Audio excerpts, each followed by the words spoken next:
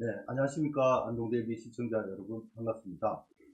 오늘은, 신자민련, 신자유민주연합의 줄임말 신자민련의 대통령 후보로 나서신 표 10번 김경재 후보님을 찾아뵈었습니다. 네, 김경재 후보님, 반갑습니다. 안녕하십니까. 반갑습니다. 우리 안동대비 시청자들께 인사 먼저. 안녕하십니까. 전통과 문화의 도시 안동 시민에게 인사드리게 된 것을 영광스럽게 생각합니다. 안동은 제가 조금 관계가 있습니다. 제가 경주 김간데요. 제 18대 18대 조상, 이거 우리 경주 김씨의 중시조이신 상촌 김자 자자 수자 김자수 선생이 안동 출신입니다. 그래서 그 안동시 안기동 충효사라고 있죠? 네네. 거기 우리 선조 모시는 사당이 있어서 제가 경주김과 종회장을 10년 동안 하는 동안에 매년 거기 가서 참배하느라고 아주 애를 많이 먹고 그래서 안동을 제 정신적인 뿌리라고 생각하고 있습니다. 네, 반갑습니다. 예. 네, 우리 그 김경재 후보님은요, 순천고등학교를 졸업하셨고 서울대를 졸업하셨습니다. 그리고 공군 중위로 전역을 하시고요. 그리고 제 15대 그리고 제 16대 국회의원을 지내셨습니다. 그리고 한국자유총연맹 총재까지 지내셨고요. 이번 제 20대 대한민국 대통령 후보로 출마를 하셨습니다. 예, 반갑습니다. 20대 대선에 지금은 후보로 나오셨는데, 20대 대선에 나오는 각오가 남다를 것 같고, 지금 현재 한국의 시점에서 이 대선이 매우 중요하겠습니까? 이번 대선에 임하는 각오를 좀 해봤습니다. 저는 이번에 20대 대통령 선거는 지금까지 역대 왔던 초대부터 19대의 대선하고는 상황이 많이 판이하게 다르다고 생각합니다. 그 전에 대통령은 여야가 누가 되더라도 그냥 대통령을 하실 만한 분들이 다 했고, 그 중에는 이제 신익희 선생 같은 분은 불행하게 그냥 캠페인 도중에 돌아가셔서 경쟁을 못했지만 다 다른 분들이 대통령을 하실 만한 분들이라고 생각하는데, 이번에는 그 제1당과 제2당, 그러니까 집권 여당과 제1야당의 두 후보가 어쩌면 공교롭게 그렇게 부적격한 사람들이 뽑혔나 의심스러워요. 거기도 좋은 사람이 많이 있는데, 그래서 그 후보 선출 과정에 문제가 있지 않는가. 그리고 이 후보의 선출 배경에는 뭔가 거대한 조직적으로 움직인 결과가 아닌가, 이런 느낌이 들어서 그냥 가만히 놔두었다가는 이 나라의 그 기본적인 질서가 무너져 버릴 것 같고, 그러니까 한쪽이 만약에 되면 우리나라가 주사파가 주도해서 중국이나 북한의 정치적인 압력하에 꼼짝없이 사회주의적 혹은 공산화되는 길을 갈 것 같고, 나머지 한편에는 우리가 한 70년 동안 해왔던 자본주의, 자유민주주의의 가장 적폐 중에 제일 적폐가 어떤 이익의 카르텔을 만들어가지고 이 사람들이 그 소위 자유우파 보수를 가정해서 자기들의 기득권을 유지하려고 하는 거 아니냐, 그런 느낌이 듭니다. 그래서 우리 한국의 자유민주주의가 1948년 시작해서 70년 됐죠. 대부분의 역사가 70년 정도로 해서 많이 바뀝니다. 예를 들자면 레닌의 공산주의 혁명이 1912년에 일어났어요. 70년 나니까 1982년 3년부터 삐걱삐걱 해가지고 결국 80년대 말 90년대 초에 공산당이 무너졌어요.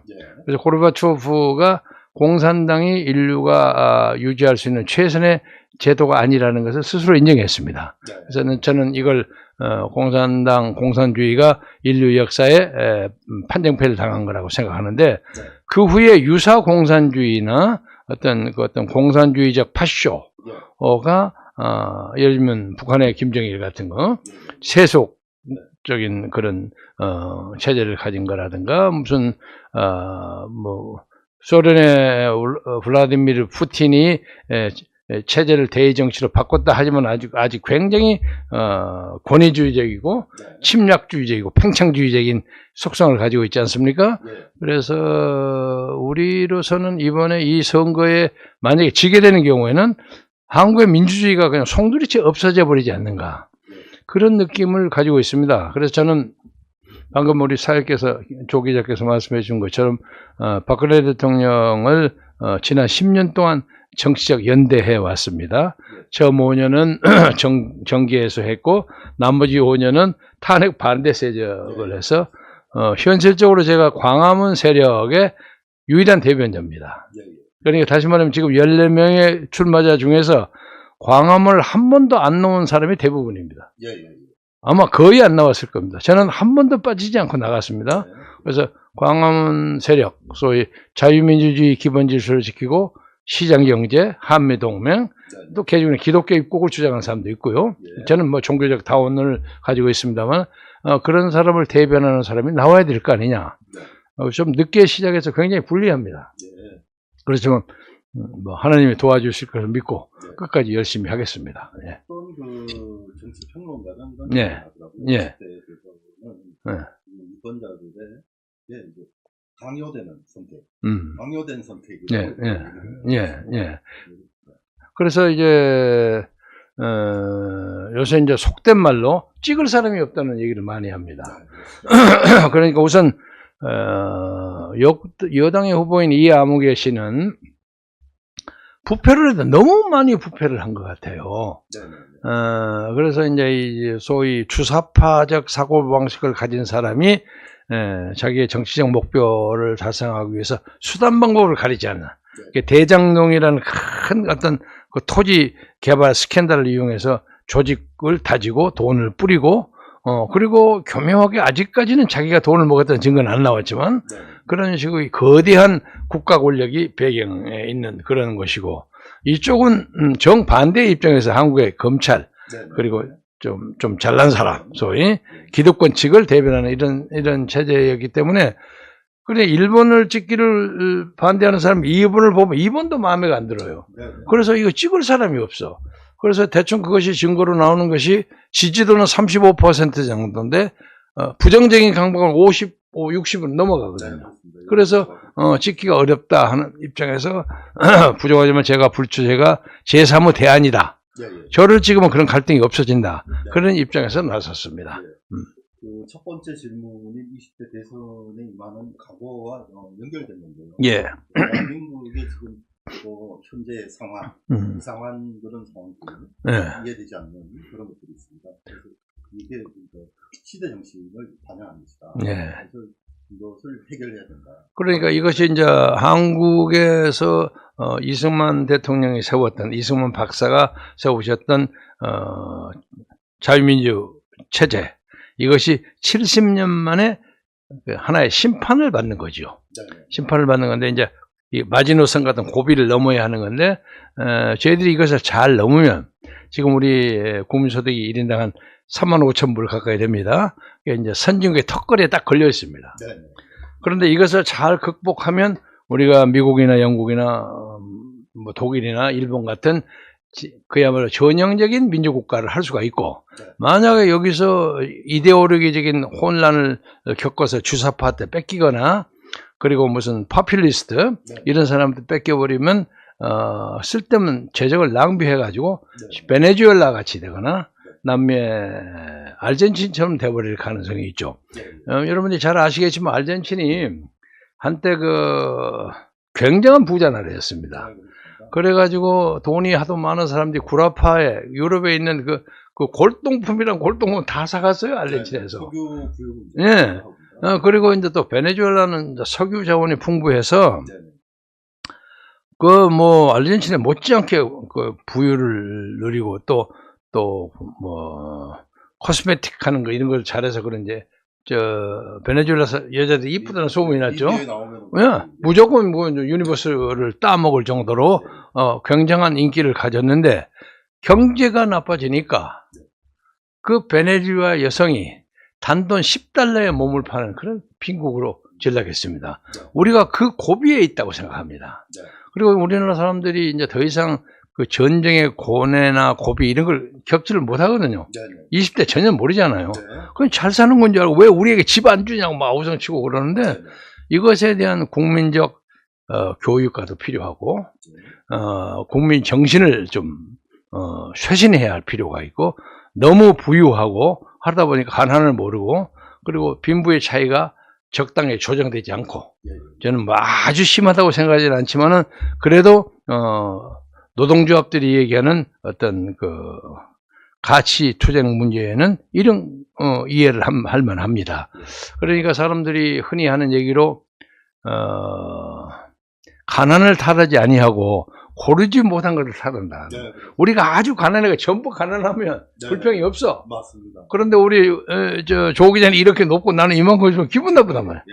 그리고 세상에 우리나라의 속담 중에 다른 나라에는 그런 속담이 없더라고요. 사촌이 넘은 사람은 배 아프다는 네. 속담이 없습니다. 네. 네. 중국만 해도 비슷한 것은 딱 그렇게 사촌 논이 없어요. 네. 그래서 서로 상대적으로 비교 감정이 굉장히 강한 민족이거든. 네.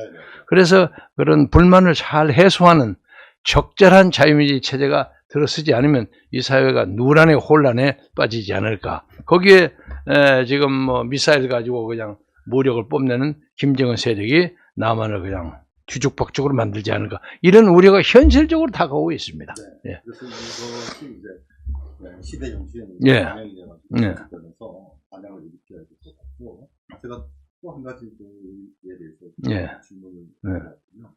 지금 역사 왜곡이 너무 심한 거 아닌가? 그래서 그래 여기 역사 전쟁에서 헤게모니를 우리 어떻게 보면 우파 전통 보수층에서 낚여버리지 않았나? 그렇습니다. 이런 생각이 예. 들게 되는데. 그러니까 이영이라는 사람이 쓴 해방 전후사 연시이라는 책이라는 게 사실은 그렇게 대단한 책이 아닌데 네. 시대에 딱 맞게 그것이 나와서 현실에 불만을 가진 학생들이나 청년들에게 상당히 많이 먹혔어요. 네. 먹혔는데 그때는 당시에 사회의 부조리를 처리하는데 좀 서투른 점이 있었겠죠. 개발도상국가에서. 그런데 현재로 봐서는 그런 것을 컨트롤할 수 있는 어떤 국민적 어떤 컨센서스가 없네. 네네. 아무도 그걸 책임지려고 생각하지를 않아요. 그래서 이번 선거에서 그런 자유민주주의 체제에 대한 확고한 신념과 지도로선을 가지고 있는 사람만이 이런 문제를 제대로 끌어갈 수가 있어요. 지금 그렇지 않으면 유례없는 소위 케오스란 말이죠. 예, 예. 정치적 유례없는 폴리티컬 케오스가 옵니다. 예. 그래서 지금 이제 지난번 소위 좀 진보적인 좌파 정권이 들어서 가지고 역사 기록을 많이 나쁘게 하지 않았습니까? 네. 심지어 뭐 6.25 전쟁이 남침이 아니고 북침이 아니고 남침이죠. 예, 예. 김일성이 한 가지 우리가 쳐들어갔다고 주장하는 사람도 있고, 이거 말도 안 되는 소리가 떠들고. 청와대에서 자료가 공개됐죠. 그럼요. 그리고 이제 불구하고. 그것을 맨 처음 얘기한 사람이 The Hidden History of Korean War. 브루스 커밍스라는 미국 학자가 했는데, 네. 제가 미국의 망명 중에서 잘 아는 친구예요. 네. 시카고 대학 교수였고, 제가 펜실바니아 유펜을 다녔는데, 유펜 캠퍼스에 많이 와서 저하고 교류도 하고 밥도 많이 먹고 하는 사람인데, 그 사람의 지도 교수가 좀 친북한적이었던 모양이에요. 네. 그래서 저하고 그런 토론을 많이 했어요. 막 싸움도 하고 그랬는데, 그 사람이 나중에 이제 중공, 북한 그리고 특히 소련 문서가 나와가지고 자기가 잘못했다는 걸 자인했습니다. 잘못해서 여기도 몇 년 전에 왔죠. 머리가 허옇게 아주 거물처럼 보이는데 와서 잘못 썼다는 얘기를 하는데, 아니 그것은 생각 안 하고 옛날 브루스 커밍스 얘기만 하고 있으니까, 브루스가 지금 한국의 역사 왜곡에 중대한 해악을 미친 사람이에요. 이게 교수들의 발표나 이런 것도 정말로 조심해야 합니다. 그리고 또 잘못된 것은 깨끗하게 공개적으로 크게 인정을 해야 합니다. 그래서 우리나라 사람들의 자료의 빈곤, 정보의 빈곤, 그리고 하나를 그냥 죽기 살기로 믿어버리는 그 어떤 독선적인 확신, 이런 것이 역사를 많이 왜곡시킵니다. 그래서 넓은 안목으로 균형 있게 세계를 보고, 그리고 또 일본도 옛날 일본을 해갖고 지금도 죽창 가두고 무찌르자 일본 놈 이렇게 하는 시대가 넘었거든요. 네, 근데 그 얘기를 하면 저 사람 애국자라고 또 칭찬해주는 분위기가 있어요. 있습니다. 이거 참 속담으로 미치고 환장하겠어요. 네네. 쉽게 말해서 우리 시청자들도 잘 아시겠지만 미국하고 일본이 불구대천지 원수 아닙니까? 원자탄을 주고받은 사람 아니에요. 네, 그렇죠? 네, 그렇습니다. 역사상 최초로 가장 심하게 전쟁을 하는 사람들인데 지금은 세계에서 가장 가까운 동맹국을 살잖아요. 네네. 그러니까 외교라는 것은 국가 이익을 위해서 사는 거예요. 네. 그 내셔널 인터레스를 생각해야지. 아니 동학 시절에 죽창 가지고 덤벼든 사람의 그 의분과 그 애국심을 인정해요. 네. 그러나 그걸 지금도 하는 건 흘러간 옛 노래 아닙니까? 네, 네. 그래서 나는 그런 것을 얘기하는 사람들이 민족과 국가 앞에 반성해야 한다고 생각합니다. 국민을 오도하는 것입니다. 그렇게 생각합니다. 예. 네. 그러면 이제 선거가 예. 정치인들을 이제 뭐 국민들이 뭐 심판을 한다든지 선택을 주권을 행사하는 것 아닙니까? 예. 이 선거에 대해서는 이제 그 부정선거가 있으면 되지 않겠습니까? 부정선거는 이제 제가 안동대 의원은 오랫동안 부정선거에 대해서 취재를 해왔고 상당한 그 증거를 가지고 있습니다. 그에 대해서 지금 언론이 또 제 역할을 하지 않고 있고 그런데 안고 있습니다. 그 문제도 있고 그리고 또 하나는 제가 토론회를 봤습니다. 토론회 있지 않습니까? TV 토론회. 거기서 보니까 김대재 의원님께서 그전에도 뭐 말씀하신 거 유튜브 통해서 봤습니다만 그 선거에 대해서 문제점이 있다라고 지적을 하셨습니다. 그 점에 대해서 하실 말씀. 저는 우선 선거라는 것이 자유민주주의의 요체입니다. 그리고 또 예를 들면 선거 문제, 경제적 지표 문제, 출생 인구 숫자 뭐 이런 것이 소위 아주 치명적으로 중요한 국가의 자료입니다. 영어로 vital statistics라고 합니다. 아주 가장 중요한 그 통계. 이것을 어그러뜨리는 것이 민주사회에서는 가장 큰 죄악입니다. 최고 죄악이 그겁니다. 숫자를 조정하고 이런 것이. 그 중에서 가장 심각한 것이 선거 부정이에요. 그러니까 선거 부정이라는 것은 자유민주주의 체제를 전면 부인하는 것뿐만 아니라 그것은 이스라엘이나 중동 문제에서 하는 테러리스트 있죠? 그런 사람보다 더 나쁜 놈들이에요. 인간을 속이는 것이. 그런데 유감스럽게 우리나라에도 1990년대 중반부터 이 부정선거 문제가 이제 본격적으로 드러났는데 옛날에 자유당 시절에도 이제 그런 게 좀 있었습니다만 그때는 아주 낭만적인 부정선거. 예를 들면 전라북도가 꼭 그런 문제가 생기는데 전유상 의원이 투표하는데 해보니까 투표 수가 인구수보다 더 많이 나왔어요. 104%가 나왔고 웃기는 사건이 벌어지고 했는데 그때는 지금 보면 호랑이 담배 보던 시절이야. 근데 요새는 기계를 가지고 조작을 한단 말이에요. 그런데 그 기계가 우리나라 유수한 그 회사의 이름을 가지고 있지만 그 배후에 들어가는 칩이나 이런 것이 메이드 인 차이나가 많단 말이야. 그래서 메이드 인 차이나에 대한 의혹이 많이 가고 특히 하웨이에 대해서 많이 가고 또 우리나라에서 만든 선거 기계가 외국으로 팔려가지고 부정선거에 동원이 돼가지고 그냥 구테타가 일어나고 난리 법석이 콩고는 이런 데서. 그래서 어떻게 그러면서 우리나라가 이런 걸 만들어냈나. 그리고 지난번에 이제 4.15 총선 또 예를 들어서 아직도 4.15 총선이 전혀 부정이 없다고 생각하는 정신 넉 빠진 사람이 있습니다. 난 정신 넉 빠진 사람들이라고 얘기합니다. 아니면 그 사람들은 뭐라고 할까?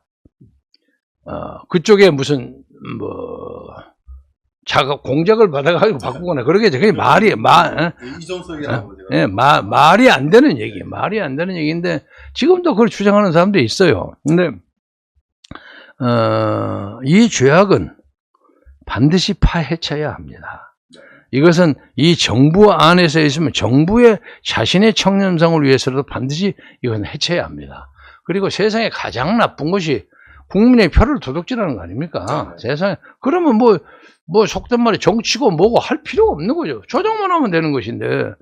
그래서 지난번에 4.15 총선 때도 뭐 그런 얘기가 많이 나왔고, 이 문제에 대해서는 대한민국에서 최고 권위자가 조정열 기자하고 조슈아하고 양조시야. 조슈아는 제 고향 후배입니다. 그래서 제가 그 사람한테 이런저런 얘기를 많이 듣는데, 그리고 많은 그 통계학자나 이런 사람들이 이건 명명백백한 부정이라는 건 세상에 다 하는 일인데, 이 양반들이 또 이런 것을 하려고 하진 않는가 하는 그런 우려가 심각합니다. 심각해서, 우선 저는 이 자리를 통해서 공개적으로 얘기하고 싶은 것은 중앙선거관리위원회 접근해서 그 조사를 요구할 수 있는 힘을 가지는 것이 야당 국회의원들입니다.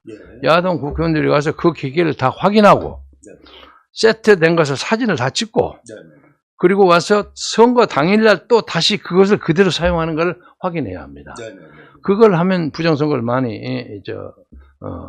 없앨 수 있고, 또 사전투표 문제를 그 다음에는 그 후에 뭐 72시간 동안 여기다 보관을 했는데 그때 CCTV도 없고 그랬죠? 요새는 생겼다면서요?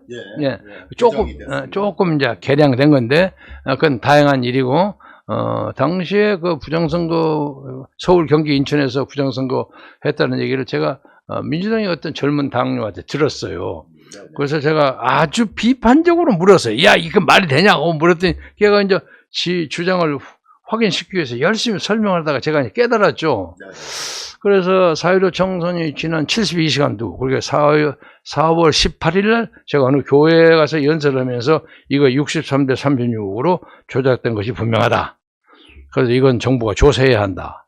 그런데 정부로서는 아무 말이 없어요. 만약에 제가 엉터리를 얘기했으면 진짜 잡아갔겠죠? 근데 저는 잡아간 적이 없어요. 그리고 나중에 보니까 맞잖아요. 그래서 제가 야, 이거 기가 막히구나. 그래서 진짜로 이 기계를 조작함으로써 표가 하나씩 카운팅가 안 돼 저쪽으로 넘어가는 조작이 가능하구나 하는 걸 알았습니다. 그래서 저는 현재도 투개표를 전자로 하지만은 나중에 수개표로 확인해야 하기를 저는 원하고, 그리고 또 프랑스에 가면 마크롱 대통령이 그것 많이 사용하죠. 그 개표 기계가 투표가 탁 넘어 환히 보여요. 동그란 거 떨어진 게 보이고, 바로 그리고 현장에서 그냥 개표해 버려요. 그리고 바로 거기서 보는 데서 입력하고, 이렇게 함으로써 부정투표의 문제에 대해서 오해를 받지 않게 하는 것이 이 정권의 안정성을 위해서도 필요한 겁니다. 그래서 그 문제에 대해서 문재인 정권이 이번에 대선 문제에 대해서 어떤 사람이 봐도 의혹이 있지 않도록 깨끗하게 해가지고 청사에 빛나는 깨끗한 선거를 해서 이기고 지고 간에 그렇게 한 것이 자기들에게 위해서도 훨씬 좋은 일이 아닐까 하고 생각하는데, 요새 보아하니까 그것에 대해서 반하는 몇 가지 현상이 나오죠. 옆에 뭐 이상한 연락사무소 만들고, 그리고 뭐 어디 뭐 서버의 컨트롤이 뭐 어디 상이 어디 한다는 등 그런 확인할 수 없는 뉴스가 나오면 그때마다 중앙선거위원회에서 이건 말도 안 되는 얘기다 경고해야죠. 안 되면 니들 처벌하겠다, 고발하겠다는 얘기를 하는데 아무 소리를 안 해요. 그냥 들어가는 새소리 정도로 지나가요. 그러니까 사람들이 의심을 하고 선거운동을 하면서도 뭔가 이것 때문에 마지막에 결과가 세트되어 있지 않는가 하는 그런 느낌을 가지게 만듭니다. 이 문제에 대해서는 문재인 정권, 특히 노정희 중앙선거관리위원장은 이 문제에 대해서 자기의 명운과 가문의 명예를 걸고 확실하게 하는 것이 옳다고 생각합니다. 아까 말씀하셨는데 선거관리라는 게 국제국가가 있고요. 일반 자유민주국가. 근데 자유민주국가의 선진국 아닙니까? 자유민주국가들이. 근데 거기는 이제 검증이 가능합니다. 그럼요. 이의를 제기하고 선거 불복이 아니라 이의 신청을 해서 법이 있지 않습니까? 그래서 이제 신청을 해서 그 법률대로 180일 이내에 한국의 공직선거법을 하면 180일 이내에 선거는 다른 법을 우선해서 처리하도록 되어 있습니다. 좌우당간의 가부를 결정해야 하는 거죠. 그러면서 김명수 대법원장이 이 시대적 역사적 책임을 피하지 못합니다. 지금 한 120개 정도의 그 선거 소송을 하지 않았습니까? 그 중에 한두 개 겨우 까본 척 하니까 뭐 배추입이 나오고 뭐가 나오려고 하니까 이 사람들이 감당을 못 하는 거야. 이거 다 하면 큰일 나거든. 그래서 이런 채로 다시 선거를 한다는 것이, 이거 뭐 대한민국에는 사법부가 있는 겁니까? 없는 겁니까? 그래서 이러고 난 다음에 나 개인적으로 감정이 하나도 없습니다만 김명수 대법원장이 이 책임을 어떻게 지려고 하는 것이냐. 그리고 미안하다 말 한마디도 없고 인력이 부족하다 뭐 설명을 해야 돼. 아무 소리 없고 뭉개고 있는 거야. 민경호 의원 같은 사람은 그 빨리빨리 하고 다시 정식 투표가 그 사람이 또 정식으로 또 국회의원이 될 수도 있고 그러는 건데 그건 뭉개고 있어요. 뭐래 이런 놈의 세상에 있어. 네. 누구 하는 말은 이게 나라냐? 이거 물을 정도가 되니까 문재인 대통령은 자리를 비우기 얼마 남지 않았지만 마지막이라도 그런 것을 깨끗하게 함으로써 깨끗한 이름을 가지도록 노력해 주시길 진심으로 바랍니다. 엊그제 보니까 뭐 한전 또 다시 하자고 얘기 나왔더라고요. 네네네. 그것도 지난 몇 년 동안 한전 때려 부시라고 난리 법석을 치던 분이 한전이 앞으로 뭐 50년, 100년 동안 한민족의 먹거리가 된다 이런 발언을 했는데 그러면 미안하다 말 한마디를 해야지. 어떻게 대한민국 국가 지도자고 국군 총사령관이 말 한마디 없이 그렇게 바꿉니까? 에? 이거 이제 문재인 대통령 이러면 안 됩니다. 그래서 내일 모레 기자 간담회를 하고 하시더라도 내가 이런 문제에 대해서 잘못 생각했는데 이제 이렇게 바꾼다. 그동안 국민을 좀 오도해서 미안합니다. 이런 정도로 해야지 이게 명성 민주국가 대통령 아닙니까? 그렇죠. 잘못을 깨끗하게 인정하는 거죠. 예. 그러면 아마 표 많이 플러스 될 겁니다. 그래서 투명 정치를 마지막까지 해주시기를 부탁드려 마지 않습니다. 오늘은 시간이 좀 없는 관계로 예. 마지막 질문 할 텐데요. 또 인터뷰 할 완전 예. 그 마지막 질문인데 네. 부정선거 감시단 예. 이제 사회 총선을 보고 예. 분들이 부정선거를 이제 감시하자 예. 활동을 하시는 예. 사전 투표 참관인, 개표 참관인은 활동하는데 안동데일리에서 지금 주장하는 것입니다. 바로 그 사전 투표가 4, 5일 전에 약 이틀간 하게 됩니다. 하게 되고 그것이 시군구 선거관리위원회 참고에 보관이 됩니다. 그 보관되는 그 장소를 지켜야 된다. 그렇게 생각해요. 대선 후보 이후로 이것은 여러분 오근호 대표가 있었습니다. 대표 8번에 새누리당 그리고 이제 부정선거를 위해서 나오셨는데 우리 그 중앙선거관리위원회 관계자와 아니면 서울시 관계자들을 만나서 이번에 이렇게 원래는 그 선거라는 것이 공정하고 그다음에 투명하다고 하고 불안하지 않아야 되거든요. 완전히 그 안전성이 완전하게 보장이 되는 선거를 치러야 되는 거 아닙니까? 이 불신 속에 지금 선거를 치르고 그렇습니다. 자기 표가 바꿔질지도 모른다는 불안감이 있죠. 불안감이 국가에서 있을 수 있습니다.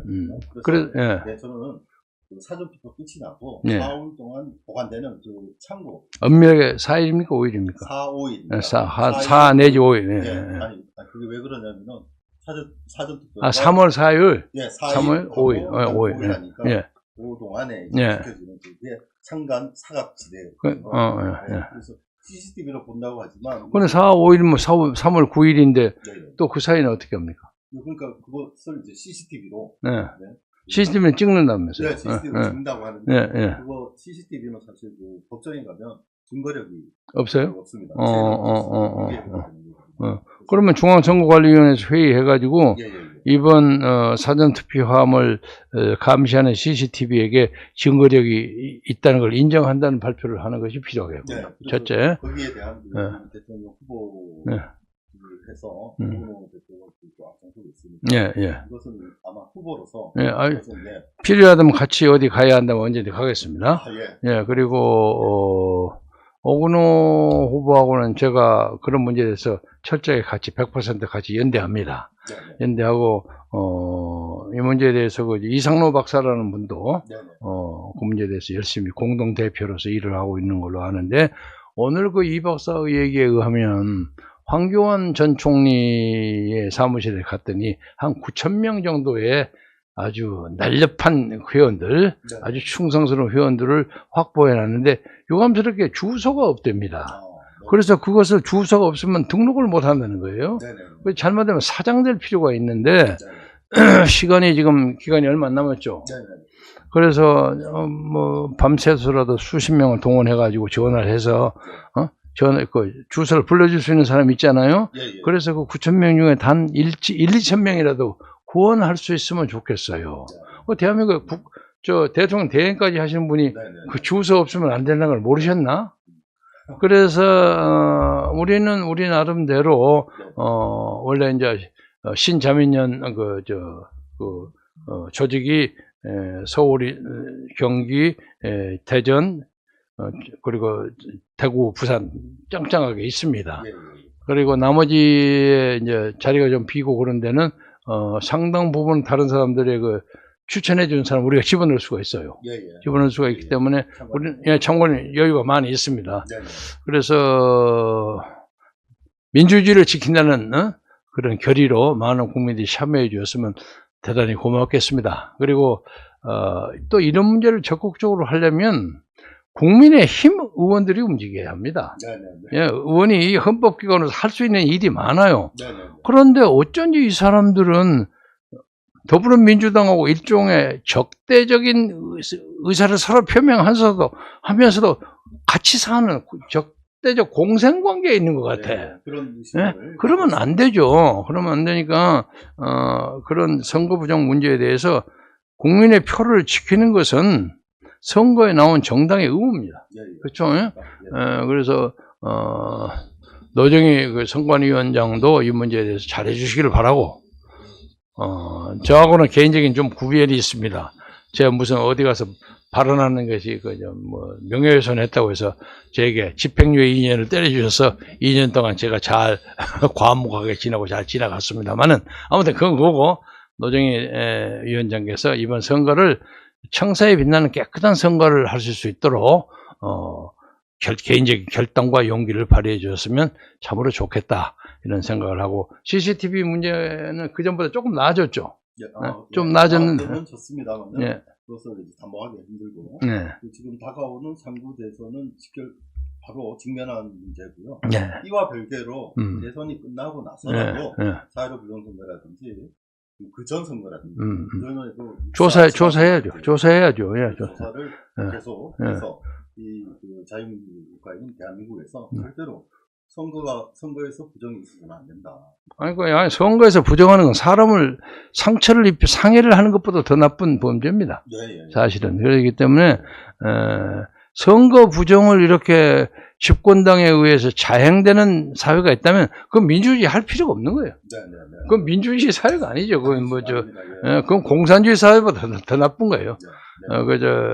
그래서 이건 인간으로서 해야 할 일이 아닙니다. 그래서 그런 거 하는 사람들은 자기 스스로뿐만 아니라 자기 자손에게도 재앙이 돌아옵니다. 그런 짓거리 하면. 그래서 이런 사건을 폭로하고 올바르게 끌어가는 양심선언도 좀 많이 나오기를 바라고, 이번에는 그런 사람이 적지 않게 나오리라고 저는 예상하고 있습니다. 국민들이 그냥 그렇게 당하지 않을 것으로 생각하고, 우리 민족이 그런 것 때문에 그냥 자폭하는 그런 비극은 오지 않을 것이다. 그래서 좋은 사람들이 나라를 이끌고 보호하기 위해서 많이 나올 것이라고 기도하고 기대하고 있습니다. 감사합니다. 오늘 지금 이 시간 기호 10번 신자민련 대표 대선 후보님 모시고 이야기를 나눴습니다. 우리 대표님께서 대선 후보께서 지금 4.15 총선 3구 대선에도 신경을 많이 쓰실 것이고, 그리고 선거와 끝이 결과가 어떻게 되든 간에 이 선거 그럼요. 끝까지 관심을 갖겠다, 말씀을 결론 마지막으로 하고 인사를 드리고, 다음번에 또 시간에 대해서 인터뷰를 하겠습니다. 지금까지 안동대일이었습니다. 감사합니다. 고맙습니다. 수고하셨습니다. 고맙습니다.